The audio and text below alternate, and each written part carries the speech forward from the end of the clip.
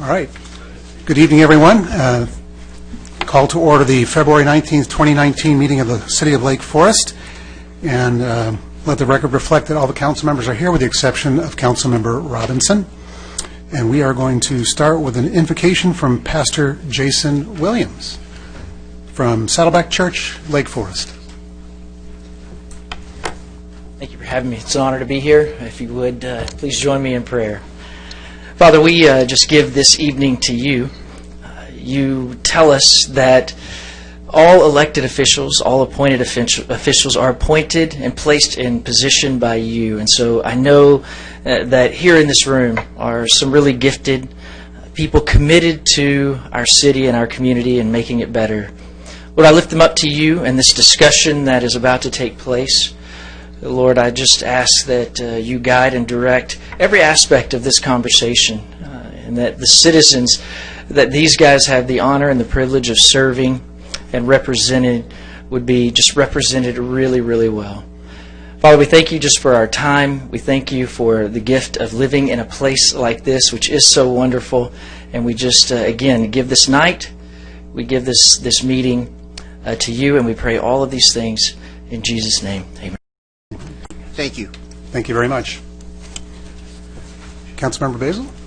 Everyone will please rise for the Pledge of Allegiance.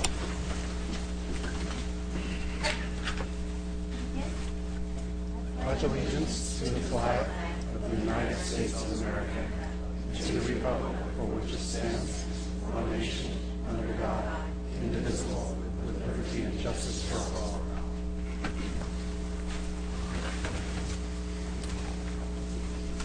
Thank you. And Stefano Polito giving us the... Stefano couldn't make it. Oh, Sorry. That's okay. Stefano couldn't make it, so I'm Will Feist. I'm Vice President. Great. So I'm here on his behalf. Thank you. Our World No Tobacco Day poster contest is still going on, with submissions ending on March 1st. Submissions are accepted from any SVUSD student grades 7 through 12. In addition to artwork being displayed in all campuses, the winner will be awarded with a Fitbit smartwatch. The parent project is a collaboration between the Orange County Sheriff's Department and SVUSD. A 10-week program will be starting on March 6th that will give parents research-proven techniques to improve student attendance, limit arguments, prevent drug use, and help with communication. Classes will be held at Laguna Hills High School on Wednesdays from March 6th through May 15th. Wellness Wednesdays are continuing at El Toro High School on February 20th and 27th in the auxiliary gym. El Toro recently held our 2019 Winter Formal at Soka University. Quick congratulations to our Winter Formal King winner, David Cruz. Our district philanthropy project will be taking place March 18th to the 22nd.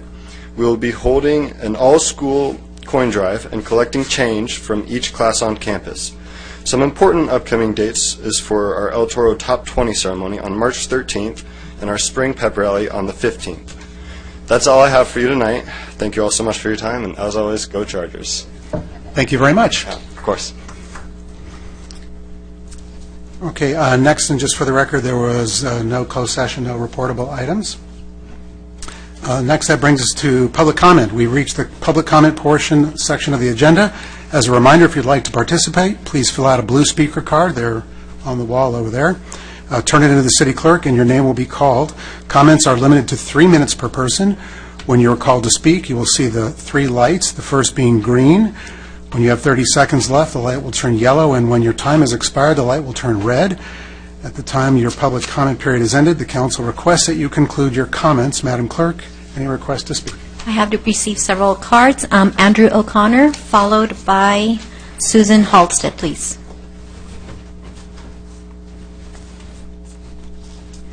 Here's my report, Tessa. Yes. Chief Valentine, do you have my report?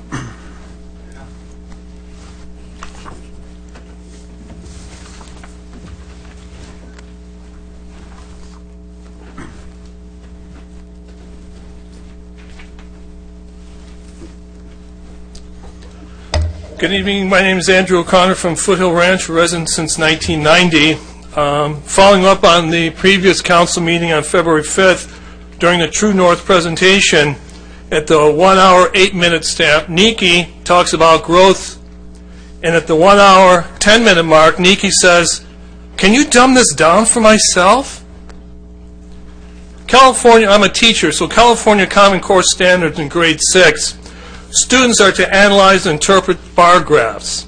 Nikki may have 2 degrees, according to her comments from the January council meeting, but apparently neither conform to grade 6 California standards interpreting bar graphs that True North was presenting to you, that you ask, "Can you dumb it down for me?" For the benefit of those who need it, I'll dumb it down today so you can understand my questions. I'm interested in Nikki's FPPC filings. I understand that you are under investigation by the FPPC for violating the California campaign laws regarding your campaign donations.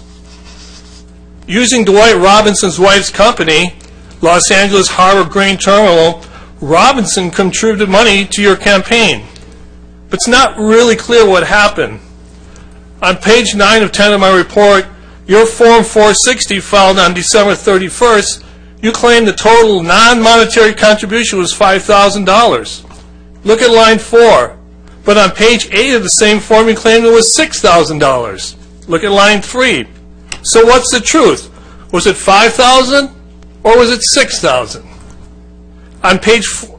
On the 497, page 10 and 10 of my document, filed on November 1st, you claimed a $5,000 contribution October 29th from Dwight's In-Laws Corporation, Los Angeles Harbor Grain Terminal, that you claim is cash.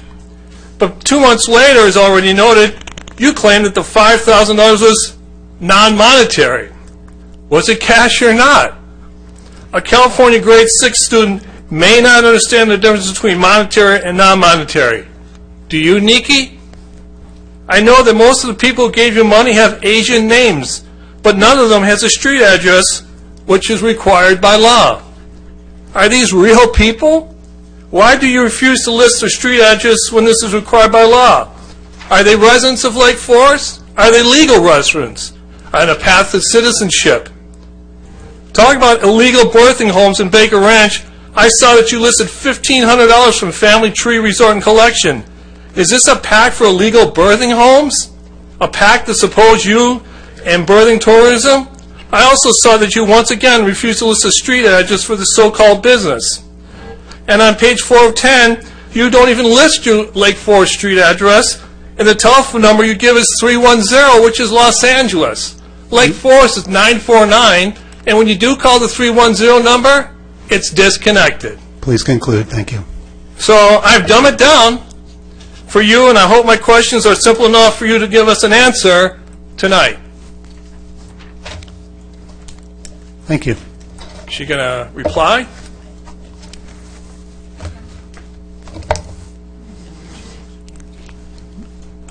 Yeah, let me educate you on a couple things, first of all. Since you're so into education, I have a treasurer who handles my financing. So if there was an oversight, she can correct it. But let me just educate the public on the things that you and Josh Fiske do. So you and Josh work together. You perjure yourselves to the FPPC. You lie to them, and you say that one of us, this is your modus operandi, that one of us committed something against the FPPC. By law, even if your complaint is bogus, the FPPC has to investigate it. Well, so there is, excuse me, Hold on. you don't have Excuse the me. floor. We're not having, this isn't a So dialogue. by law, We're not going to have a dialogue. by law, the FPPC has to investigate it. They sent me a letter, and they said there's nothing wrong. So also, your racist comment about the Asians and the Asian community, they live in Lake Forest, and they have addresses, and they have names.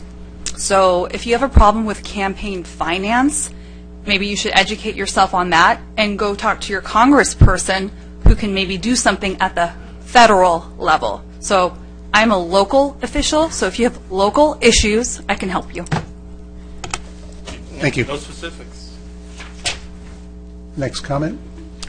Susan Halstead, followed by Danielle Wieland.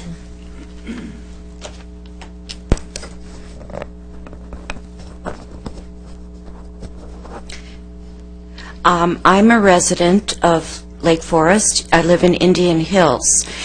I've been a resident for 17 years, and my backyard faces Serrano.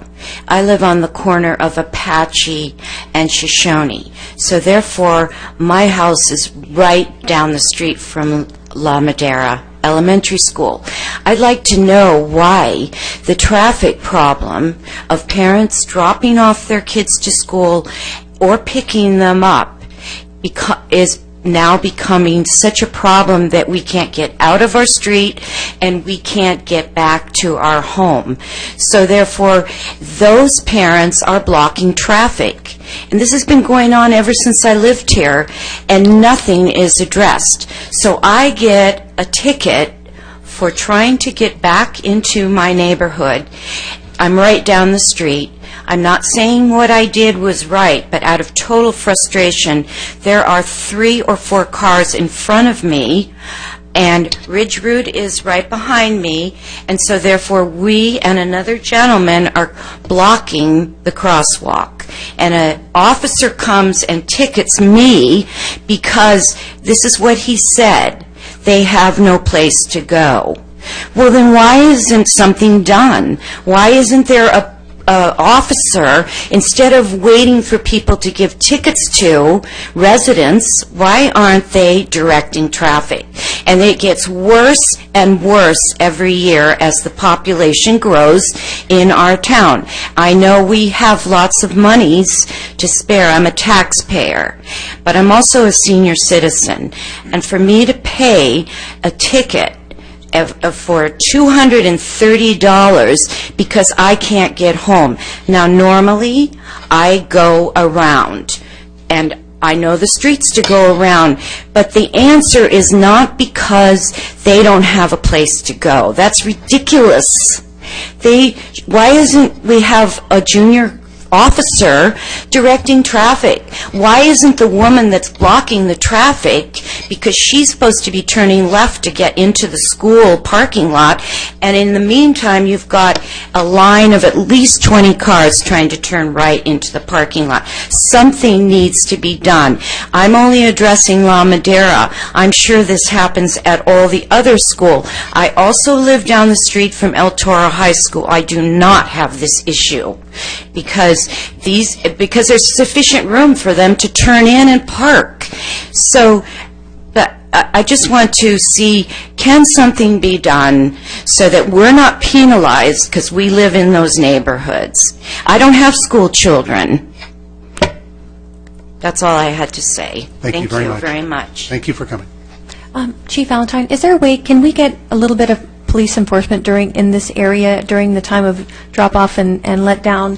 I think I'm going to see if I can get in touch with somebody at the school district, and because that's really what the issue is. There's a school right by my house, and they actually do a really good job of getting traffic in and out so it doesn't impact the street. I'm sure that something can be done at the school level, but if the police can, in the meantime, maybe just do a little bit of enforcement to make sure cars aren't blocking, that would be very useful. And Susan, if you want to get in touch with me, I'll do some research for you.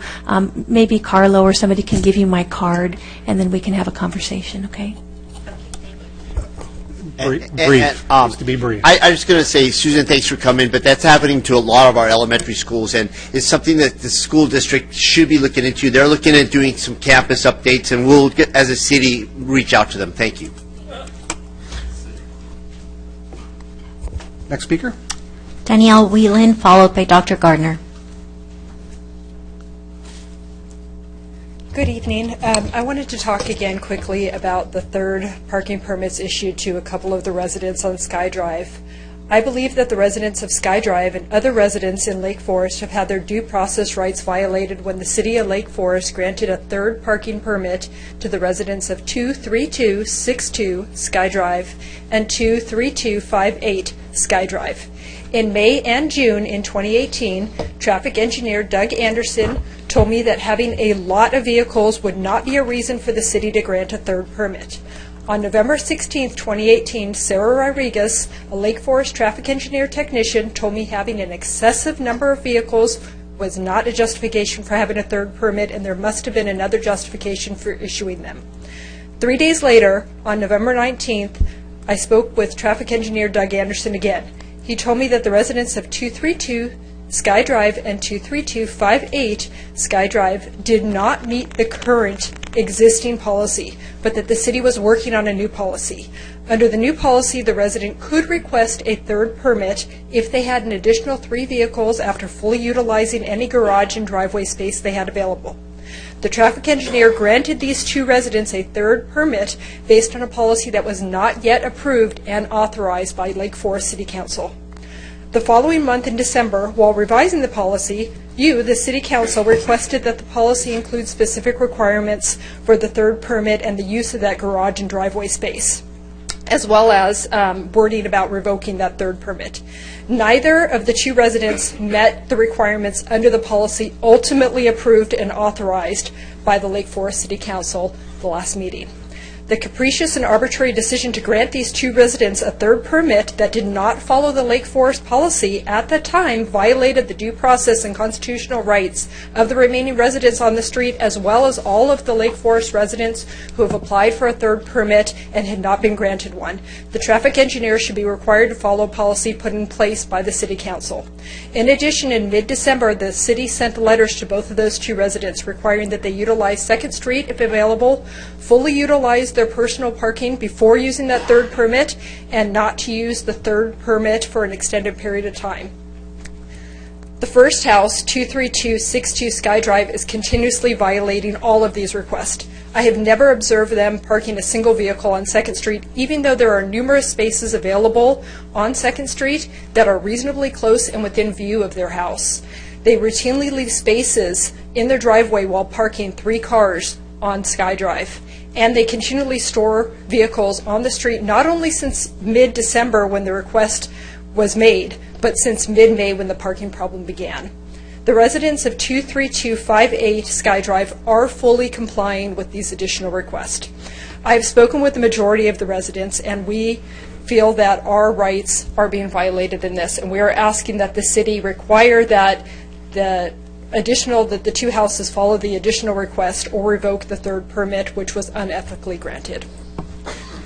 Thank you very much. Thank you. Dr. Gardner, followed by Larissa Clark.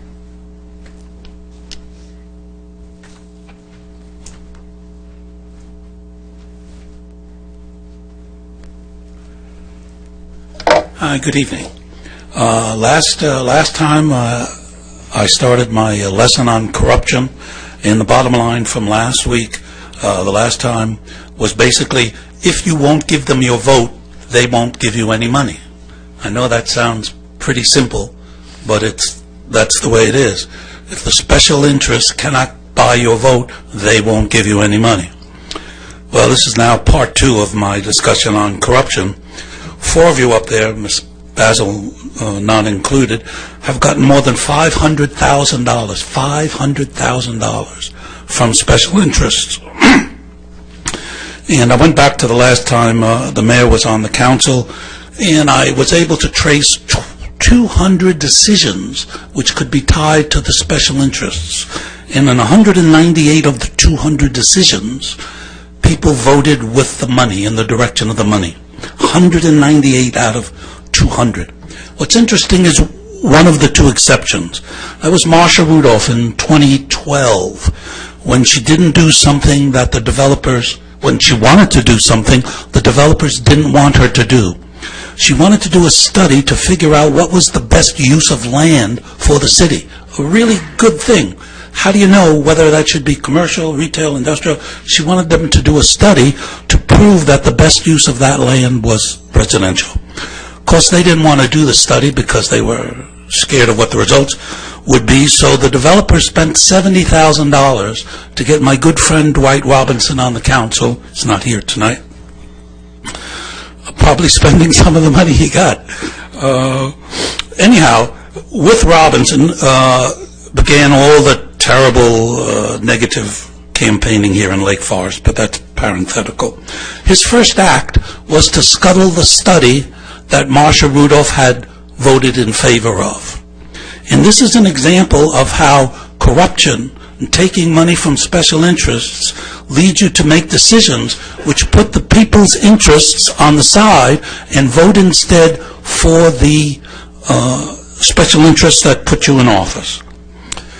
And that's only one of the two exceptions. I don't have enough time tonight to go into the second one, but that gives you an example. So what's the summary then? The summary is, if you wouldn't take the money, nobody's going to give it to you. You've gotten $500,000 from these various developers and all kinds of other people because you'll give them your vote. The problem with that is when push comes to shove, the people's interests are sacrificed for the special interests. And I'd like to dumb it down for you. Don't do bad things. Don't do bad things. Don't do bad things. Thank you for putting the people's interests above the special interests.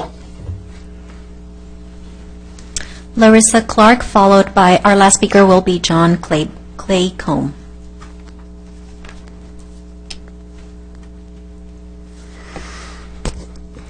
Good evening. Larissa Clark, Lake Forest resident since 1998. I didn't plan to come here. I was going to come here tonight. I didn't plan to talk.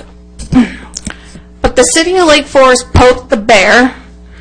And so I'm here because I'll pay the ticket.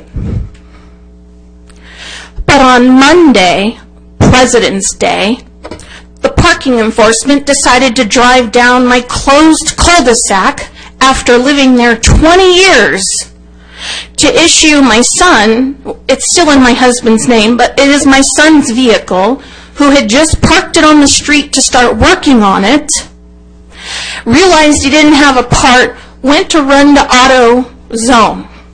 He was going to fix what needed to be fixed, which was the taillight light, and then put the new sticker on for the registration that he just earned money by doing some babysitting to pay.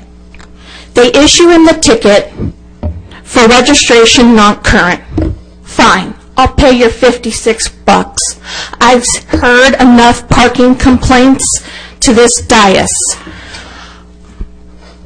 But really, out of all the things in Lake Forest, you found it prudent to send an officer down on a holiday. Oh, school is out. Did you drive? That's probably why. They weren't driving by ticketing by schools. Oh, wait, you don't ticket by schools or crosswalks or anything.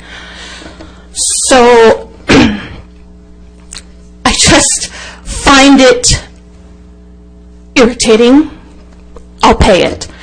But the thing that I didn't realize when my son told me about this ticket is, I was at home, told me when he got home, is that our neighbor T, that's how I know him, recently, 2 days ago, walked the street again to collect signatures for parking permits on Quail Way. Now, he had this big, long list. I wasn't on part of the list for the first time. I actually joked with him and said, I bet the city was happy to see that.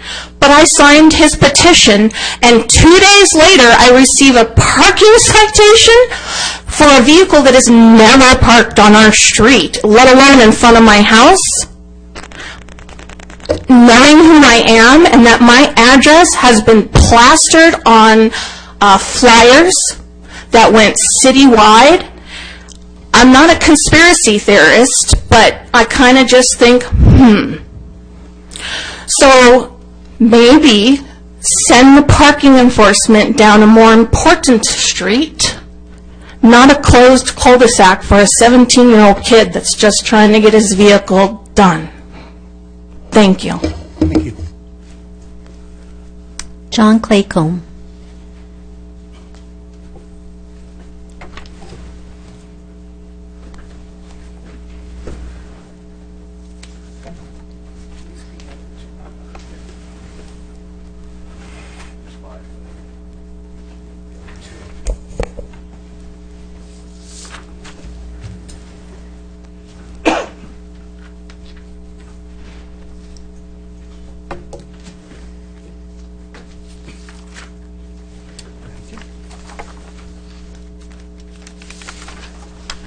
Oh, sorry.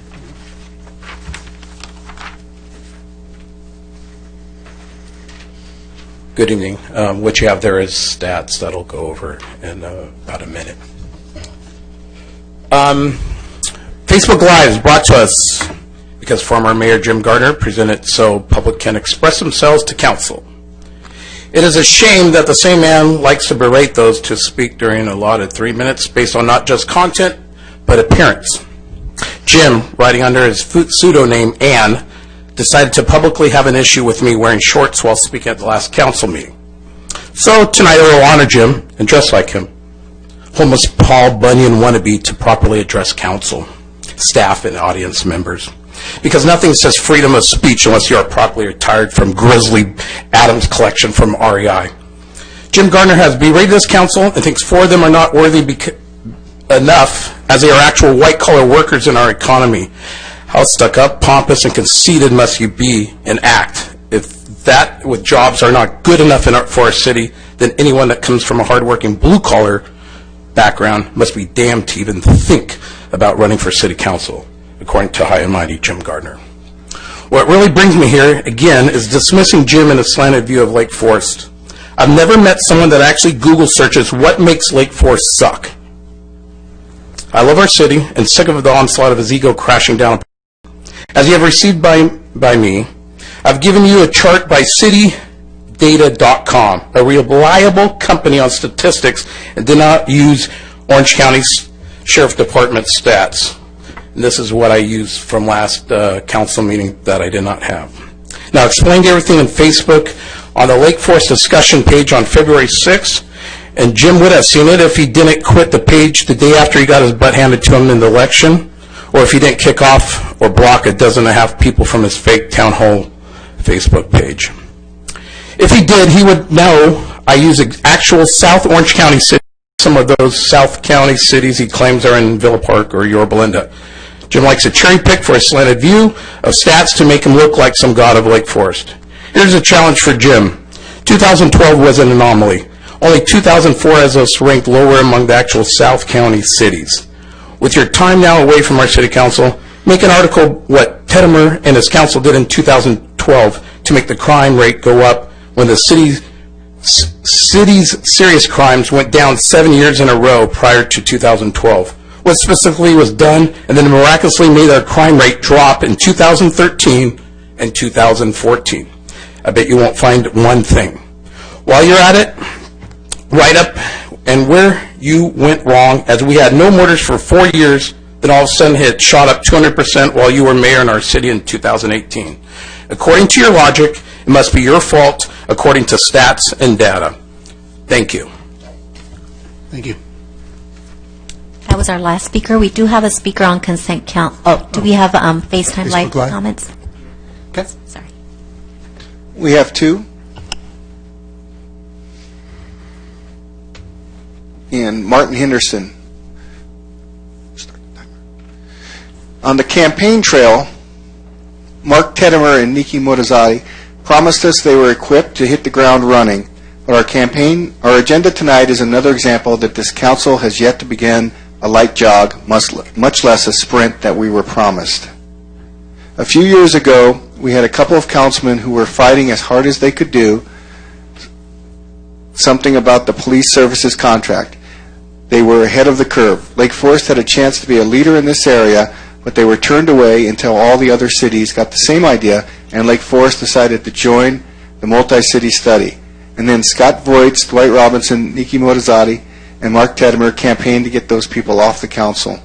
After rubbing elbows with Don Barnes on the campaign trail, Mayor Tedimer and Mayor Pro Tem Motazzati haven't pushed the issue to the forefront. Why? Do you guys know how to make a phone call and get things done? You told us you could, but you apparently sat on your hands when it comes to the city's biggest contract. Yet you were insistent that Mr. Tedimer was the right man for the job in lieu of then Mayor Pro Tem Leah Basil. She must be seething to watch this extraordinary display of arrogant laziness. On the campaign trail, you and your supporters complained about the cost of the recall, but you have shown no interest in getting to the business of saving money. The previous council established a foundation for a transition from OCSD for parking enforcement to civilian enforcement that might save the city $250,000 per year. The previous council was already working on a switchover in the way we fund the homeless liaison officer program that could save the city $100,000. These are items that are already in the works but haven't seen the light of day since you were elected. These are, quote, big-ticket items, end quote, that were already in the pipeline, yet none of them are being discussed tonight. These are legitimate concerns, just as the stench of the mobile home park is a legitimate concern. By the mobile home park is a legitimate concern. Yet Mayor Teddimer and Mayor Pro Tem Metazotti have remained silent on providing public answers in a bid to avoid public accountability. And that takes me back to my comment at the meeting of February 5th. I will repeat it again. Mayor Teddimer, in case you weren't listening, as my elected representative, do you believe that the council should be held accountable for its actions? Where can we get answers in a public forum from a council that seems intent on playing keep away from the public when it comes to the truth? Why did you intentionally misuse the Brown Act as a means to prevent council members from responding to the people who elected them in an open forum? I would remind you that during the candidate forum, you told us, quote, if you have a question, just ask Mark, close quote. The residents heeded your call, and you have so far turned your back on them. And then Stephen Netherlane, fix the parking problem on Cherry Ave, folks. You know about it and don't need to make your constituents wait to do something before a lawsuit compels you to act. That is all. All right. Thank you very much. That concludes the public comment. Next will be the consent calendar.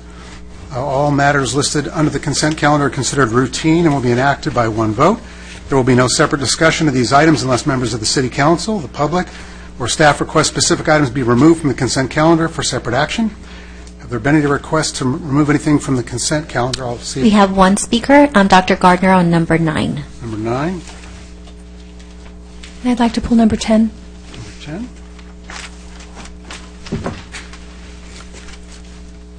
Move the remainder. A second. Okay, we have a motion and a second for the remainder. I'm going to make a disclosure here. For the record, I'd like to state that the agenda item number 6, making sure that's correct. Item number 3. I'm sorry? Item number 3, the warrant register. The warrant register. Yes. Okay. So let me correct that. For the record, I'd like to state that agenda item number 3 is the warrant register. There is a warrant on the register to Irvine Ranch Water District. I'm an employee of Irvine Ranch Water District, but do not work for the department that generated this warrant. Because the Irvine Ranch Water District is a public agency, and because I do not work for the department in question, I have determined that I have a non-interest in this warrant and will vote on that item. So I heard, colleagues, that we want to pull items 9 and 10, and we have a motion for the remainder. Just checking with the clerk. Okay. Let's go ahead and vote. Motion passes unanimously. Great. Thank you. Okay, that brings us to item 10. Item 9, pulled by Dr. Gardner? Okay.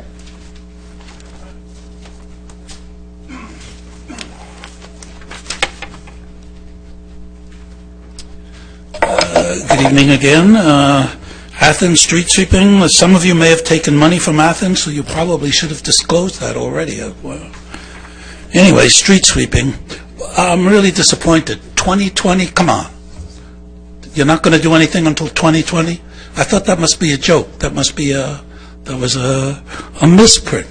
And I called somebody up and said, no, we're going to get around to doing it in 2020. And we had a comment from about you guys are doing nothing. 2020, that seriously when you're going to get around to doing something about street sweeping? Let me explain for Ms. Moazzini street sweeping. Try to dumb this down as easy as I can. We sweep the streets. I always sweep the streets to clean the oceans. We do it because it helps our property values. Seeing crap along the street doesn't do anything for the price of your house. We do it because there's health values in doing that. And we do it because it is one of the ways in which we could, if we had enforcement, find out all those 72-hour cars that are parked. So street sweeping is really an important thing that we do for all those reasons. What are the impediments to that? We really haven't educated people. People don't know. Most of the people in my neighborhood do not know what day street sweeping is. We haven't educated people. We have very poor signage throughout the city. There's no enforcement. Well, there's no enforcement because we're not going to spend $200,000 a year to have a policeman go out there and do enforcement, but other cities have, this is going to be sexist, word for it besides meter maid, but civil enforcement for doing that, which can be done. Other cities do it, they do it much less. And of course, we have the problem of there's too many cars per household, and we have the problem that our solution to the parking problem, which is permissions, create even more parking problems and therefore street sweeping. Lots of problems. I don't see any of these in that report. I'm really disappointed. In 2020, come on, 2020. And we were halfway on the way to doing all those things last year. And yet now, not only do we not see a solution, but you're putting it off until 2020. Until 2020. What kind of a joke is that? So, I'm going to ask you to reconvene your subcommittee to look at all those things, to get into the signage, get into the enforcement, to get us the bids for the civil enforcement so we can do that. And also to look at the street sweeping. We don't need Mission Viejo. If it means waiting until 2020 to get Mission Viejo on board, then let's go ahead and do it anyway. And let's look at reducing the amount of street sweeping. Other cities only do it half as often as we do it, so we're paying an awful lot of money. This whole street sweeping thing is a mess, and I'm really disappointed in that tonight you're talking about waiting till 2020 to do something. We have one more speaker, John Claycomb.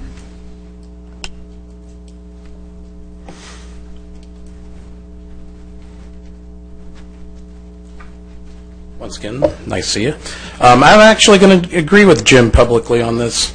The issue with what I'm noticing from my house, I'm in Lake Forest, Sun and Sail Club area, and there's no HOA that's really telling us what days they're going on. They might be in the main sheet paperwork, but to do it 52 weeks, and I'll have my neighbor's car sitting there, and it goes around their car, and the guy tries to go as slow as he can to help get mine, especially if I jump in my car, move it when I hear him coming. But the problem is they're not going to get my sewer all the way. There's no, as Jim was saying, there's no signs. I've been up to Long Beach, and they have I'll say the word, with a meter maid following. So I'm sure the amount of money is paid with ticketing these cars.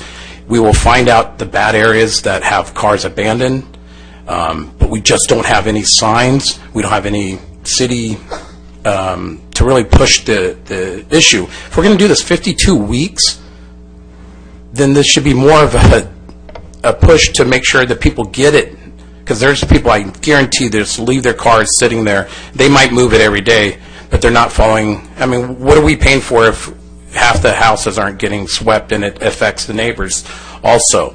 So either reduce it down and not make a big deal about it and save some money, or actually go out and spend the money, get signs, or tell each subdivision and each homeowner association, like the Woods, where I'm at, I forget, even the Indian Street, stuff like that, they can actually have signs at each entrance and tell people, hey, Wednesday is street sweeping.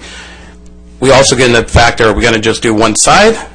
And then they have to come back the next day and do the other side because everybody wants to move their car one side. So I would make sure you do this correctly. But if we're going to do 52 weeks, let's make sure we at least get the signage and make sure everybody's involved with it. Thank you. Larissa Clark. Mm-hmm.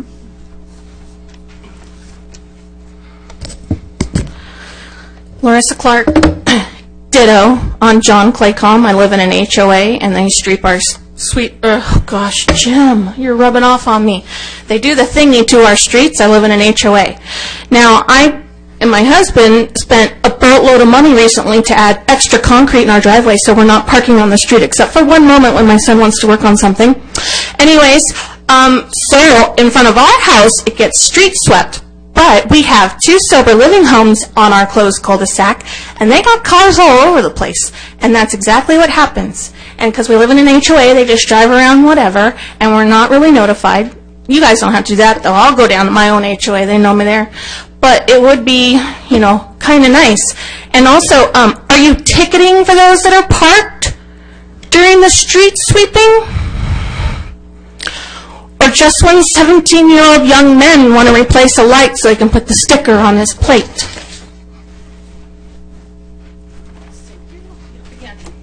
Facebook Live? No, sir. Thank you. Maybe we could hear a little bit about there. I know there's a subcommittee, I think, that was involved with this, and we could just hear a little bit about that activity, or... Yeah, I was part of that subcommittee. We have a lot of work still left to do. The last time we convened was in November. Some of the things we talked about in the November meeting, one of them was finding particular areas of the city and posting signage and requiring people to move on street sweeping days, and that was going to be implemented in 3 locations, right? Do you remember the names of the streets? I don't recall offhand, but there were 3, I think 2nd Street may have been one of them, I think Kavanaugh, and possibly somewhere around Pittsford. I think those were the 3 areas. We're going to just roll it out and see how it went, and I don't have a status update on that because we haven't reconvened since November. Do you have any information on how that's going? Well, right after that meeting, our street inspector took another job in another city. Oh. Yes, exactly. So we're looking forward to moving that forward. If you also recall, the subcommittee talked about this particular contract extension. We have one of the lowest, I think the lowest rate in the county, certainly one of the lowest rates in the county, so that's why the subcommittee recommended that we extend the contract another year. Work with Mission Viejo, that was the other thing the subcommittee did.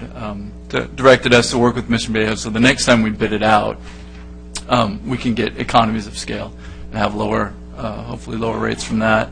The biggest thing, I think, with regards to this was trying to get more input from the community on whether or not, what a lot of people are talking about it, right now it's not, very specific places it's prohibited to park during street sweeping. Street sweeping, for everybody to know, is always the day after your trash is picked up.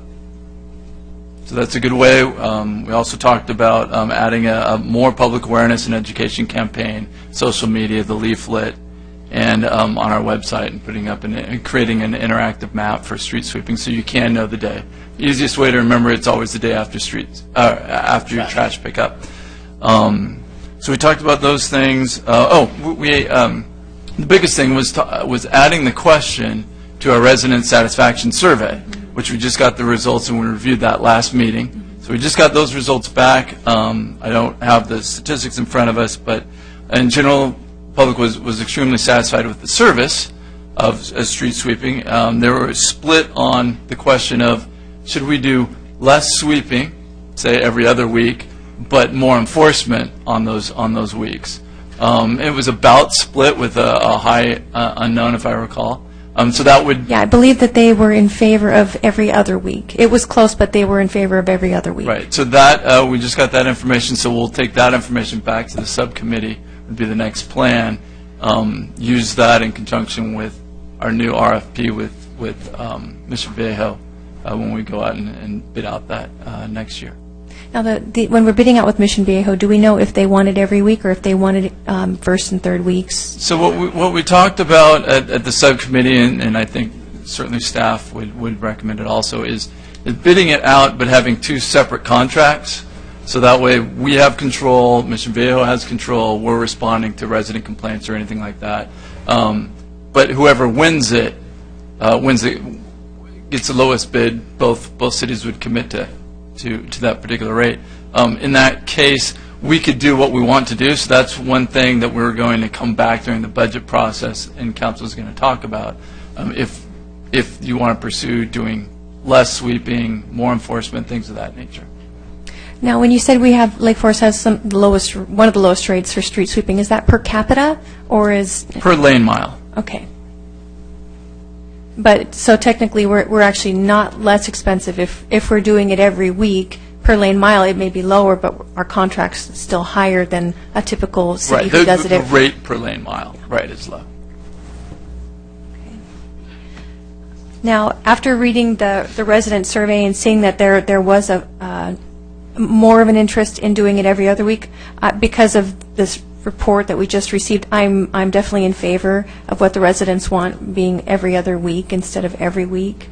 But a couple of my questions are, is it, if we were to create a new RFP and go out to bid and try to get a new contract for June, asking for, if the council approves, an every other week perspective. Could we do an RFP for a one-year contract and then tag up with Mission Viejo for next year and do a group RFP with Mission Viejo? Is that something that's possible?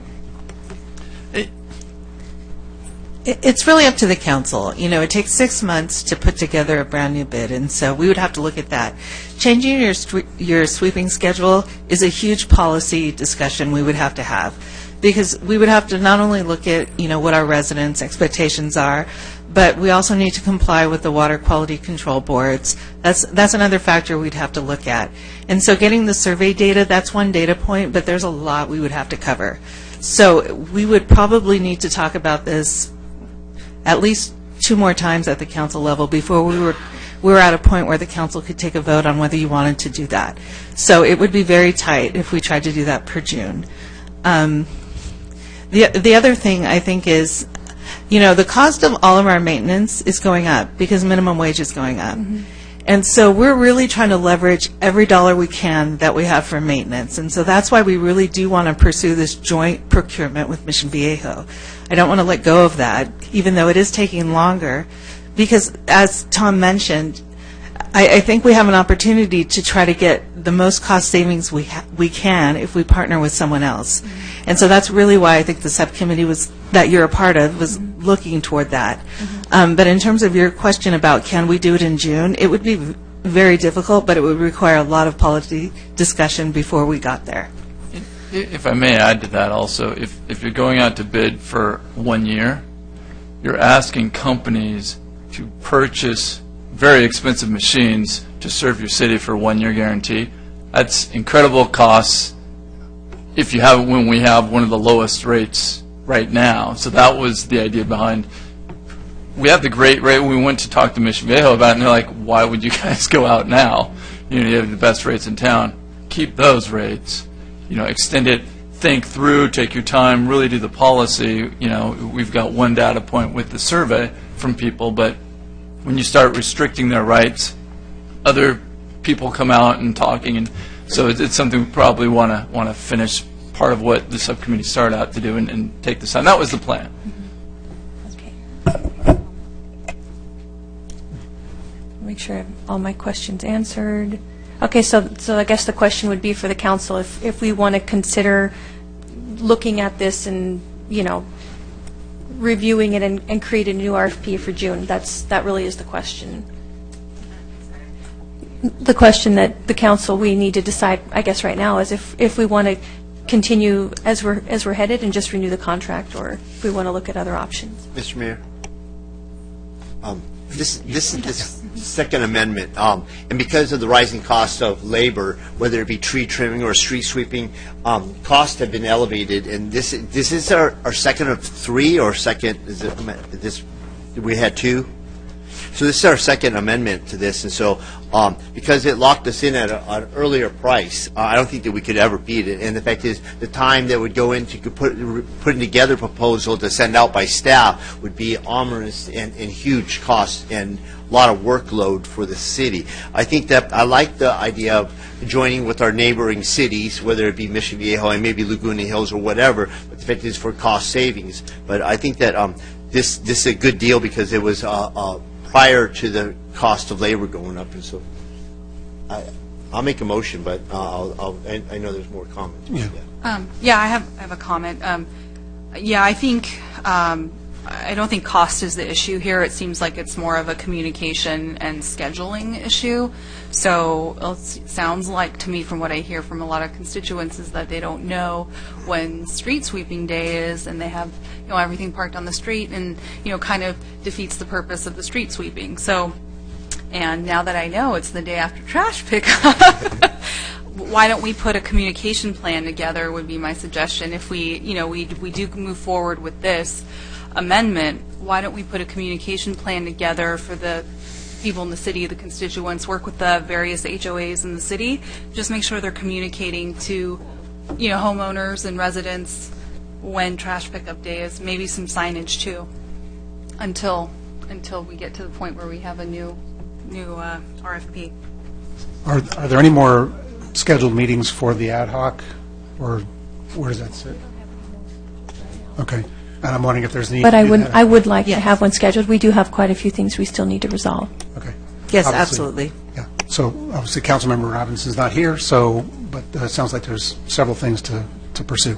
Okay. I'll move item number 9. A second. Okay. Any more discussion? Please vote.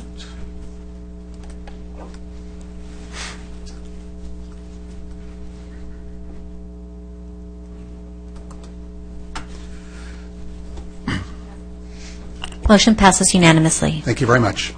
Brings us to item 10. Mayor, we have one speaker, Larissa Clark.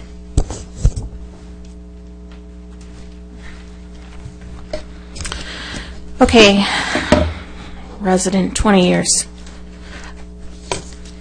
I'm concerned about this because it's like a civil liberties thing for me. So I just, in the ordinance, the registration of the sober home, now I get that because we have 2 in my cul-de-sac, and I just kind of thought it was like a parking thing. But T, my neighbor, did he's had a lot of issues. He's coming your way. He's had a lot of issues in front of his home with one of the sober living homes. So I guess that's why he wanted the parking permit. So until, I think it becomes a public safety issue, let people do what they want with their homes. And I think that everyone's entitled to, a right to health and try and heal themselves if they're not being a nuisance in the neighborhood or a threat to public safety. And we need to consider who own those homes, their civil liberties. If they're running huge businesses and you've got one, which T found out in our neighborhood, you have one company somewhere and they just purchase all these homes and they're actually halfway home, several way. Okay, again, people need help and it's taxpayer funded usually. But we need to consider also our neighborhoods. So the only reason now I need parking permit on my street is 1, Gowdy, and 2, these sober living homes. And they are popping up along the freeway, which is in my community. So I just ask that, I do like the idea of registering it, if this is what the ordinance is, registering it so that we know where they're at in the city, and parking enforcement's already driving down my closed cul-de-sac, so, we can monitor that issue and the public safety, but yet, I didn't even know. So there are good owners out there, well, T, but the 2 down on my cul-de-sac, there are good owners. T's going to have a different opinion, but how are we going to monitor this? Even if they register, how? And the next thing I don't like of impending civil liberties is growing government. So when you say how, that means how are we going to regulate and watch it? And then how are we going to pay for that? So like issuing tickets. But those are my, civil liberties, but growing this regulation, and have we checked with what the rights are of those people that are seeking the health care in some of these homes too and getting subsidized by that? So I'm interested to hear the talk about this. I'm going to read it, but this could become a very large issue for our city and the HOAs. So eyes wide open when writing this ordinance. Thank you. Thank you. We have Josh Abner, please. Okay.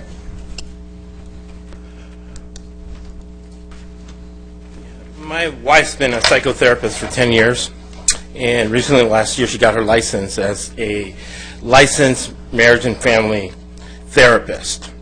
So in the feedback from her colleagues and watching the sober living industry kind of grow, a key point in the reading and the research that I've done is that there's a dramatic difference in a sober living home that has structure and rules versus the ones that are kind of wild. The ones that are kind of wild are a big problem for Chief Valentine. So going from a statistical standpoint and going by the research, it would make sense for the ordinance to have some sort of enforcement where somebody goes, maybe a professional in the mental health industries, and finds out whether the sober living home has the best practices, has the right kind of management that through the research has proven to be more effective and less of a public safety hazard for the community. Thank you. Concludes. Okay, let me just check and see if by chance Facebook Live? No, sir. Thank you. The reason why I pulled this item was because I figured there would be some questions about it. So if staff can explain exactly what this means for the city, and go ahead. Certainly, Mayor and members of the council. So what you have before you today is a resolution that's in support of a county ordinance. So the city isn't actually passing an ordinance tonight. We're passing a resolution. The county last year passed an ordinance to have sober living homes join a registry so that the county could get their arms around this issue. They're asking for treatment centers and for sober living homes to register, and they're asking for certain information, and that information is in your staff report. So after that ordinance was passed, we got a letter from Supervisor Bartlett asking the city to support their effort, and so that's what we're doing tonight. This would be a policy statement by the council saying that the city is in favor of the county's efforts to create this registry.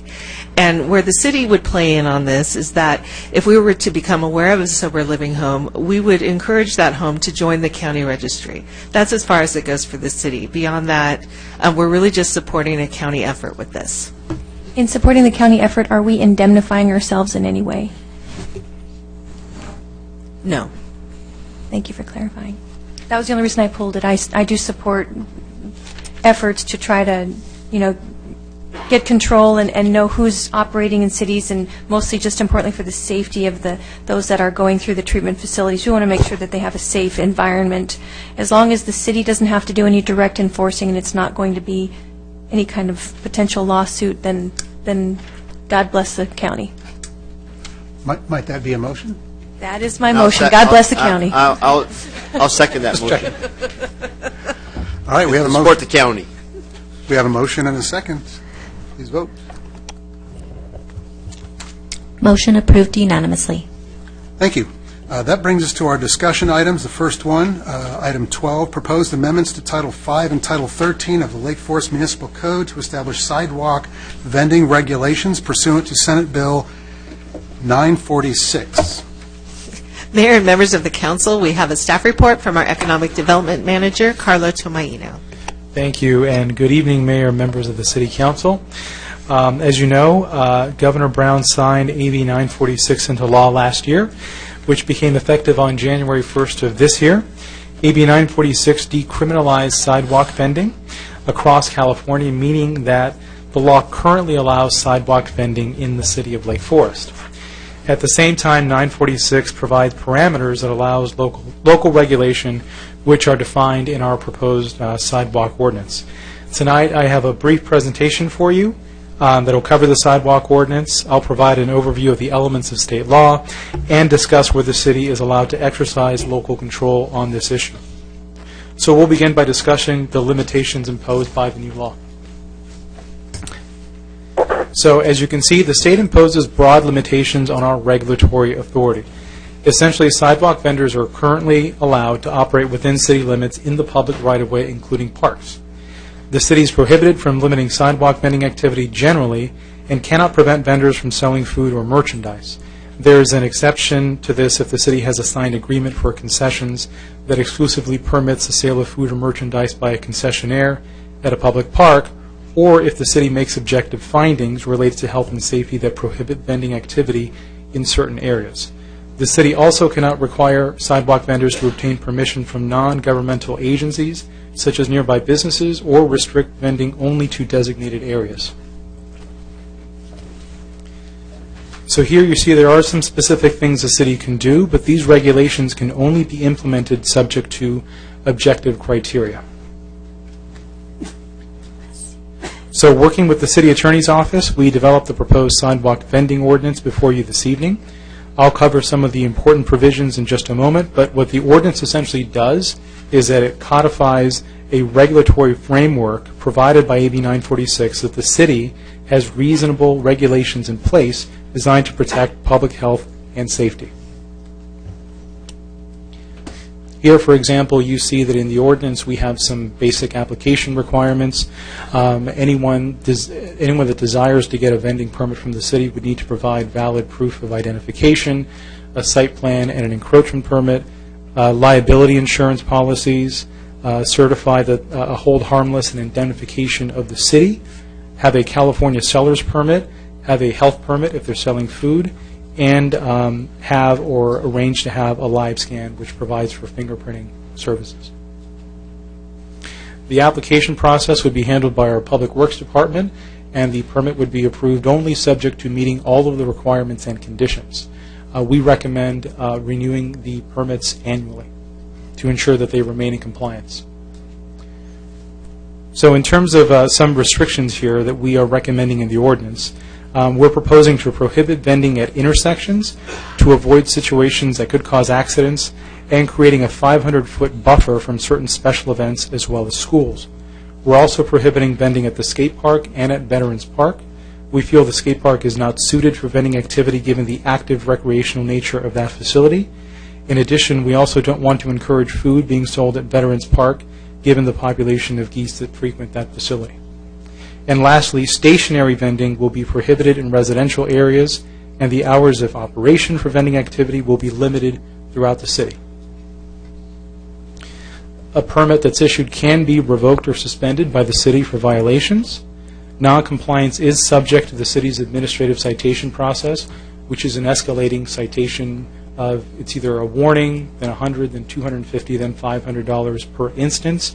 However, AB 946 does have a financial hardship provision that can reduce the citation amount to 20% of the fine imposed. So overall, staff believes the proposed ordinance imposes reasonable restrictions that are allowed under the law. As I mentioned, AB 946 currently allows vending activity in the public right-of-way. The proposed ordinance creates regulations to screen prospective vendors and ensure that they follow the rules. Additionally, the insurance and certification provisions protect the city's legal interest. Our recommendation this evening is that you adopt the proposed ordinance for first reading. Subject to that approval, the ordinance would come back for second reading March 5th and would be effective 30 days thereafter.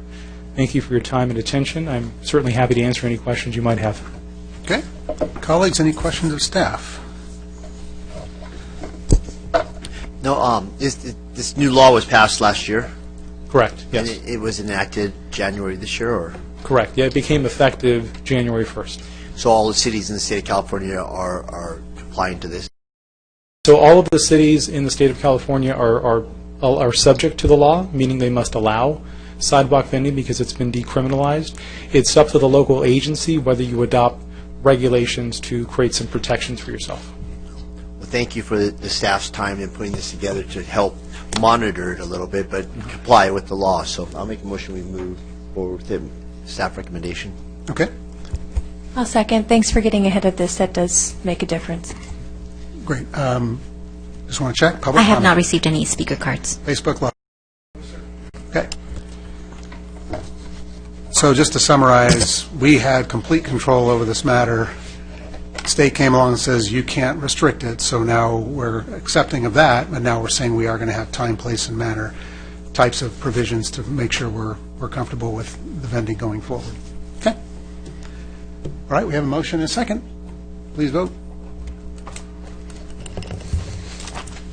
Motion approved unanimously. Thank you very much. Brings us to item 13, 2020 census. Mayor and members of the council, I have Louis Lacasella, our assistant to the city manager, who's going to do a brief introduction. Thank you, Deborah. Good evening, Mayor, members of the council.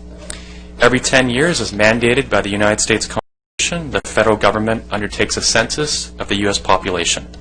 The next census will begin in March of 2020. In addition to determining federal representation, the census is also used to distribute federal funding to states and local governments. Census data also is used to redraw federal and state legislative district boundaries, as well as local city districts. The agenda report outlines several actions the staff has taken to date and plans to take in the near future. So the recommended action this evening is to receive a presentation from Bo Nguyen, United States Census Bureau Partnership Specialist, Mr. Nguyen will inform us about the upcoming census and new changes, which include internet stop responding and the general role of local government related to the census. So that, I'll turn over to Beau. Great. Thank you so much. Honorable Mayor and council members, good evening. I'm so happy to be here in the beautiful city of Lake Forest. As Louis mentioned, I'm Bao Nguyen, Partnership Specialist with the U.S. Census Bureau, and I also want to recognize my colleague, Swen-Yi Ho, who's right there. So why do we do a census? Well, it happens every 10 years, but it's required in the U.S. Constitution. In Article 1, Section 2, it requires us to do that, and it's also the basis of our democracy, since we are a proportionally represented democracy. So it's about fair representation. Oh, I got to control this. There we go. It's about fair representation, and it determines how many seats we get in the U.S. House of Representatives. So after the 2010 census, just for comparison, California did not gain any congressional seats. However, Texas gained 4, and Ohio and New York lost 2 each. It also means $675 billion in federal funding awarded annually for vital services and programs. And it's about redistricting as well. So in California, that comes out to be about $76 billion each year to our state. That's about $2,000 per Californian. And the packets that I gave to you gives you more detailed information. There's a study in there from George Washington University that gives you a breakdown for California. So why does, where am I? There we are. Okay. I want to ensure everybody that the data is confidential. That's really important because we want to ease the fears of folks who may not be familiar with the census. This may be their first census. It's required by law that any personally identifiable information is kept confidential. So Mr. Swen-Yi Ho, myself, everyone who works with the U.S. Census Bureau has taken an oath for life to protect respondents' information. And there are strict penalties for that. Also, I want to emphasize that the data cannot be used against respondents, and also the U.S. Census Bureau does not share the data with any other federal agencies or anybody whatsoever. So we may use administrative records from the IRS to make our data complete, but no data goes anywhere outside of the U.S. Census Bureau. And next year, 2020, will be the first time ever that the U.S. Census Bureau will allow respondents to respond online and by phone in 13 languages, including English. There will also be a paper form as well. So folks can start responding online on March 23rd, 2020. So we're almost about a year out. And it's really easy to respond. Folks will receive a pre-assigned ID, but that's not required. So even if folks don't have their pre-assigned ID on them or they didn't get one, we still want people to respond. And we're focusing on our partnership program to make sure that we're capturing everybody in the community, because this is our annual head count. And the languages, in addition to those 12 non-English languages, which are listed there, will be 59 languages, and we'll have the partnerships with the community-based organizations that serve those languages so that folks can complete that. And the hard-to-count population is really the challenge here. So we want to make sure that we're partnering with cities and trusted voices such as yourselves as members of the City Council, but also leaders like the community where Pastor Rick Warren is with Saddleback, and with all the folks in the community. Because, you know, when folks are talking about the census and the community trusts them, then of course it's more likely that folks will participate. And we're focusing on veterans. They're hard to count. The homeless, children under 5. I noticed that in the 2010 census, a lot of families responded, but they forgot to include their children who were under 5. So if there's a child born before or on April 1st, 2020, that child should be counted. So senior citizens, people with disabilities, renters, the foreign-born immigrant population, farm workers, migrant workers, Native Hawaiians, and other Pacific Islanders, refugees, those folks that have come from a country where they didn't trust government, and those who are limited English proficient. And I want to draw your attention to the low response areas in our country. This is an example. If you go onto census.gov/Rome, there will be a tool that you can use to identify the areas in your own community to see where people have not responded in the past. And we're encouraging folks to form complete count committees or to join a complete count committee. You know, the county is forming one as well, so you may be asked to join your supervisorial district's complete count committee. And so we're partnering with pretty much everybody. But this is an example of what it would look like if you decide to have one for your city. The mayor or designee would be the chair, someone from the school district, perhaps someone from Saddleback or the diocese or from SCAG, etc. And this is our timeline of key communications. So we're here in the awareness phase, and the motivation phase is when folks will be able to start responding in March, and folks will be able to respond through the end of July 2020. And of course, we want to go back and thank everybody for all the efforts that it takes to complete this massive undertaking. And these are our strategies. In addition to forming or joining those complete count committees, we're also partnering with community, nonprofit, and service organizations who already serve the hard-to-count communities, the faith-based community, the foreign-born and immigrant services that are provided in the community, statistics in schools, so the public schools can come on to census.gov/schools to check out the curricula that's available there for all grades, all subjects. Certainly partnering with local media. I know you have your own local media, the Leaflet, so that would be great to partner with Leaflet. Having a mobile response table, trusted voices such as yourselves, and of course thanking everybody.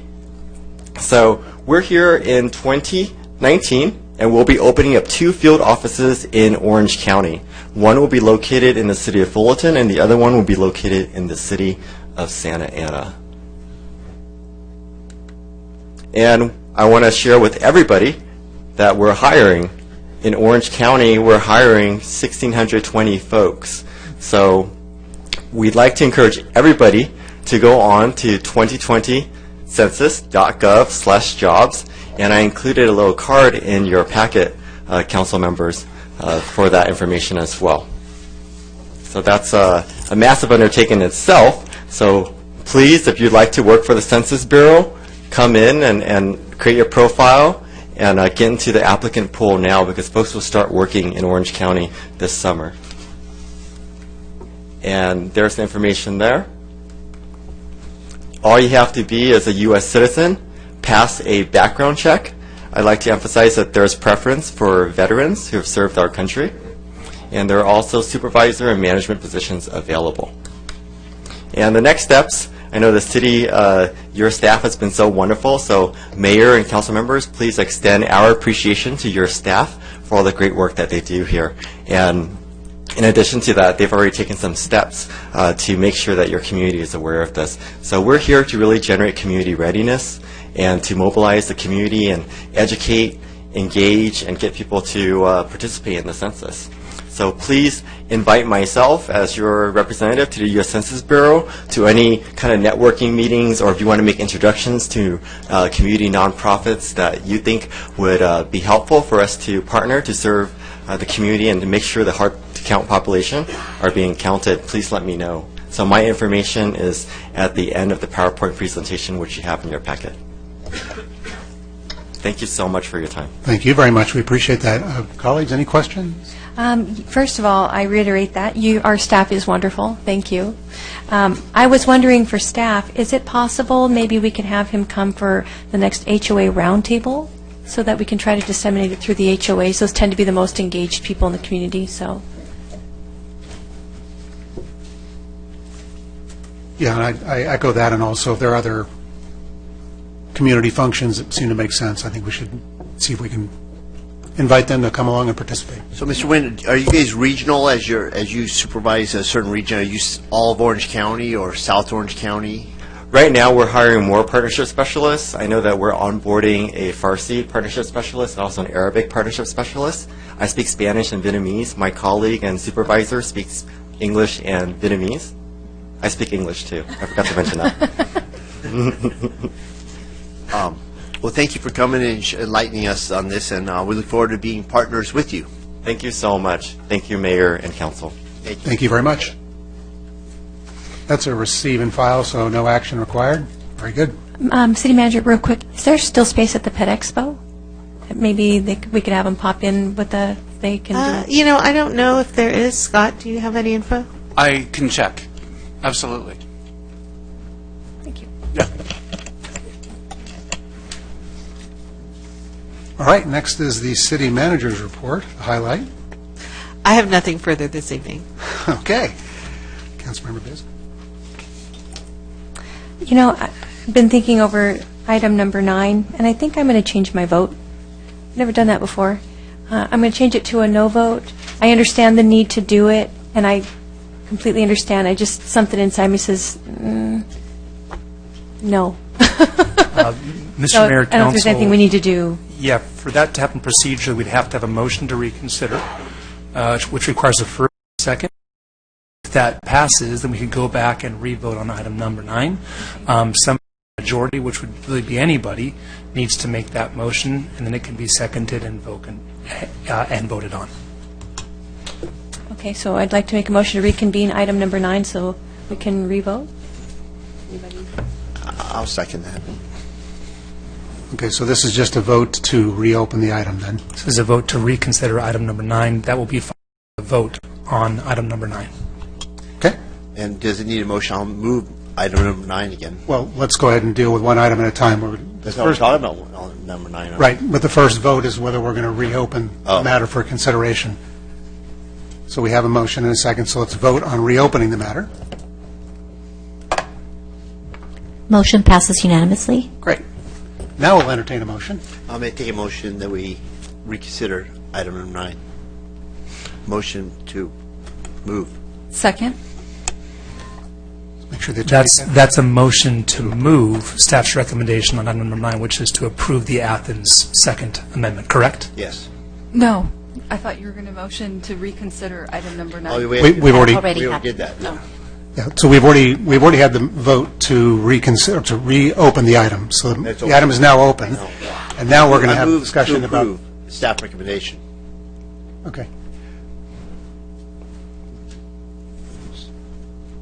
Okay, I will second the motion to approve. I would love to hear what your motivations are, if you don't mind, because I'm always anxious to get more information from those who have more information. What's changed? Sure. Well, primarily what really changed for me was the resident survey. When residents were saying they wanted to consider every other week, and that was a more higher majority than the others, and we didn't have that information when we were making these decisions in November. That's kind of why I changed my mind. Okay. But that's still something that's up ahead in terms of a decision, whatever we choose to do between us and or Mission Viejo, if we partner with them or not, we still have all those options ahead. Mm-hmm. So we're not closing the door on weekly or every 2 weeks. That's still a decision up ahead. Okay. Just want to make sure I was clear in that. So we have a motion and a second. We're good over here on the procedural side? Okay. Okay, please vote. And I won't cause any more trouble for the rest of the evening. Have a great night. Motion approved 3-1 with Councilmember Basil voting no. Thank you. Councilmember Voice, any comments? Oh, I'm sorry, did you have any other comments? No, that was it. Nothing further. Okay. I want to thank staff for the trying time we've had, Public Works, with all the rain. It's gone off without any big hitches, so thank you. Great. Yes, I just wanted to commend everyone who was part of the CERT program at the city. Myself, and Mayor Teddemer and Council Member Basil were there and Jonathan, to welcome the class, and I think it's a really, really great program. I was there too. I didn't see you. And also, I went to and visited the Lake Forest 2 HOA and sort of gave them some information, some of the stuff we're working on, general plan and the opinion surveys that came back were of interest to some of the folks on the HOA board. And they wanted an HOA roundtable again, and they felt that that was really good for, to communicate with the other HOAs. So I'm hoping that we can do something like that with them. And that's about it. I wanted to thank everyone for coming tonight and participating. I don't have anything further tonight. Thank you, staff, for a wonderful job. Thank you, everyone, for being here. We are adjourned.